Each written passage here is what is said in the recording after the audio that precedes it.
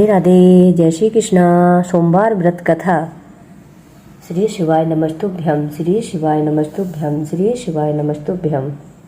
इस व्रत को करने वाले को चाहिए कि वह सोमवार को प्रातःकाल काले तिल का तेल लगाकर स्नान आदि करे। वस्तुतः सोमवार को व्रत का साधारणतः दिन की तीसरे पहर तक होता है। व्रत में फलाहार या पारण का कोई खास नियम नहीं है, किंतु यह आवश्यक है कि दिन रात में केवल एक समय भोजन करें। सोमवार के व्रत में शिव पार्वती का ध्यान एवं पूजन करना चाहिए। शिव पूजन के बाद कथा सुननी चाहिए। प्रदोष व्रत, 16 सोमवार व्रत और प्रति सोमवार कथा तीनों की अलग अलग होती है। जो मनुष्य विधि पूर्वक सोमवार के व्रत को करता है उसके सभी मनोरथ सिद्ध होते हैं। अंत में वह शिवलोक में जाकर शिव जी के उत्तम सुखों को भोगता है। कथा है, एक बहुत धनवान साहूकार था जिसके घर धन आदि किसी प्रकार की कमी नहीं थी, किंतु उसको एक दुख था कि उसके कोई पुत्र नहीं था। वह इसी चिंता में रात दिन व्यतीत कर रहा था। वह पुत्र की कामना के लिए प्रति सोमवार को शिव जी का व्रत और पूजन किया करता था तथा सायंकाल को शिव मंदिर में जाकर शिव जी की विग्रह के सामने दीपक जलाया करता था। उसके इस भक्त भाव को देखकर एक समय श्री माता पार्वती जी ने भगवान शंकर से कहा, हे प्रभु, यह साहूकार आपका अनन्य भक्त है और सदैव आपका व्रत और पूजन बड़ी श्रद्धा से करता है। आपको इसकी मनोकामना पूर्ण करनी चाहिए। तब भगवान शिव शंकर ने कहा, हे पार्वती, यह संसार कर्म क्षेत्र है। जैसे किसान खेत में बीज बोता है वैसा ही फल काटता है, उसी प्रकार इस संसार में प्राणी जैसा कर्म करते हैं वैसा ही फल भोगते हैं। पार्वती जी ने अत्यंत आग्रह से कहा, हे प्रभु, जब यह आपका अनन्य भक्त है और इसको यदि किसी प्रकार का दुख है तो आपको उसे अवश्य दूर करना चाहिए, क्योंकि आप सदैव अपने भक्तों पर दयालु होते हैं और उनके दुखों को दूर करते हैं। यदि आप ऐसा नहीं करेंगे तो मनुष्य आपकी सेवा तथा व्रत क्यों करेंगे।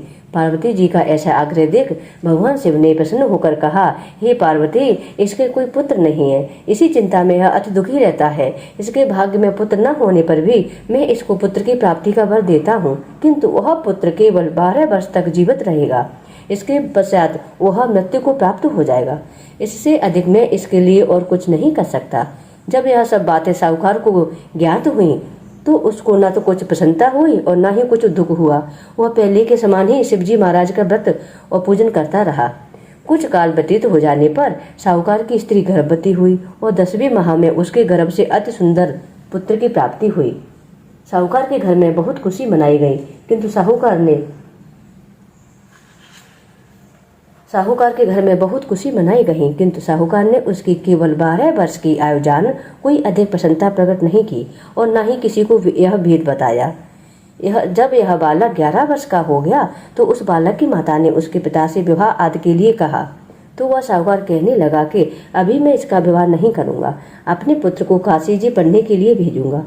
फिर साहूकार ने अपनी साले अर्थात बालक के मामा को बुलाकर तथा उसको बहुत सा धन देकर कहा, तुम इस बालक को काशी पढ़ने के लिए ले जाओ और मार्ग में जिस स्थान पर भी जाओ यज्ञ करते और ब्राह्मणों को भोजन कराते जाना। वह दोनों मामा भांजे यज्ञ करते और ब्राह्मणों को भोजन कराते जा रहे थे। मार्ग में एक शहर पड़ा। उस शहर में एक राजा की कन्या का विवाह था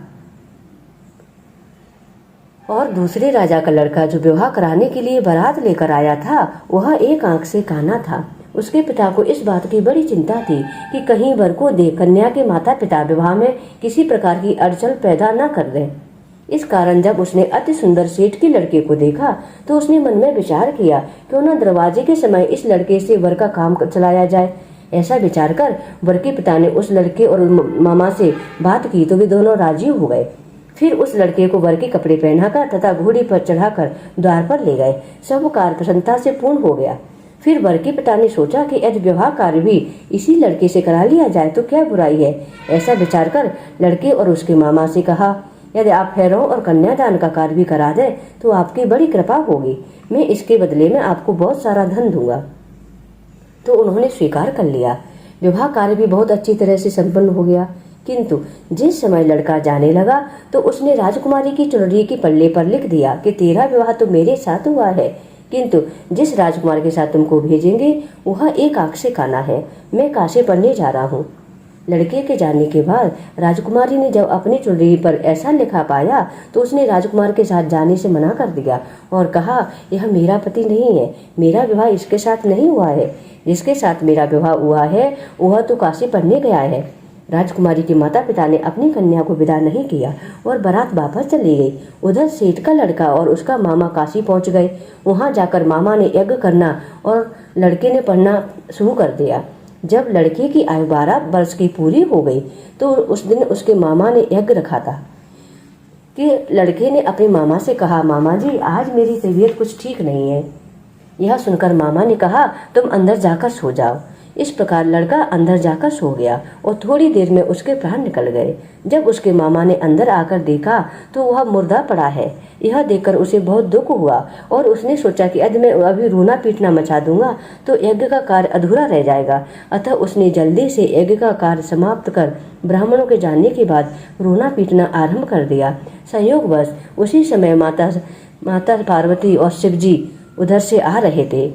जब उन्होंने जोर जोर से रोने की आवाज सुनी तो माता पार्वती जी कहने लगी, हे प्रभु, कोई दुखिया रो रहा है, इसके कष्ट को दूर कीजिए। जब शिव माता पार्वती ने पास जाकर देखा तो वहाँ एक लड़का मुर्दा पड़ा था। माता पार्वती जी कहने लगी, महाराज यह तो उसी सेठ का लड़का है जो आपके वरदान से हुआ था। शिवजी कहने लगे, हे पार्वती, इसकी आयु इतनी थी सो वह भोग चुका।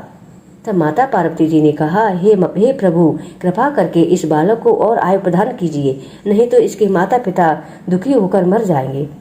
माता पार्वती जी के बार बार आग्रह करने पर शिवजी भगवान ने उसको जीवन वरदान दिया और शिवजी महाराज की कृपा से लड़का पुनः जीवित हो गया। शिव माता पार्वती कैलाश चले गए। वह लड़का और उसका मामा उसी प्रकार यज्ञ करते और ब्राह्मणों को भोजन कराते अपने घर की ओर लौट चले। मार्ग में उसी शहर में आए जहाँ लड़के का विवाह हुआ था। वहाँ पर आकर उन्होंने यज्ञ आरंभ कर दिया तो उस लड़के के ससुर ने उनको पहचान लिया और अपने महल में ले जाकर उसका बड़ा आदर सत्कार किया तथा बहुत से दास दासियों सहित आदर पूर्वक लड़की और जमाई को विदा किया। जब वे अपने शहर के निकट आए तो मामा ने कहा, मैं पहले घर जाकर खबर कर आता हूँ। जब उस लड़के का मामा घर पहुँचा तो लड़के के माता पिता घर की छत पर बैठे थे और उन्होंने यह प्रण कर रखा था कि यदि हमारा पुत्र सकुशल लौट आएगा तो हम राजी खुशी नीचे आ जाएंगे, नहीं तो छत से गिरकर अपने प्राण दे देंगे। इतने में उस लड़के के मामा ने आकर जब यह समाचार दिया कि आपका पुत्र आ गया है तो उनको विश्वास नहीं हुआ।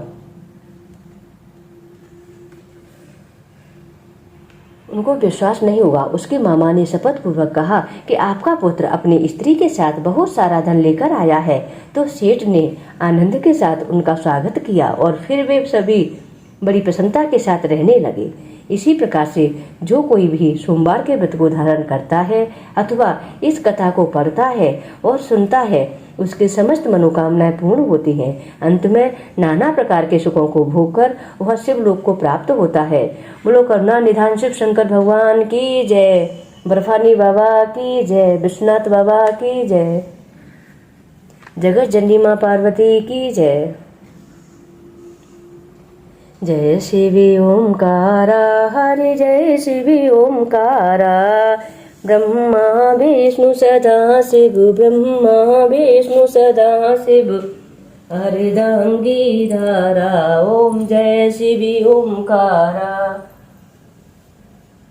एकानन चतुरानन पंचानन राजे, स्वामी पंचानन राजे, हंसासन गरुड़ासन वृषवाहन साजे, ओम जय शिवी ओंकारा।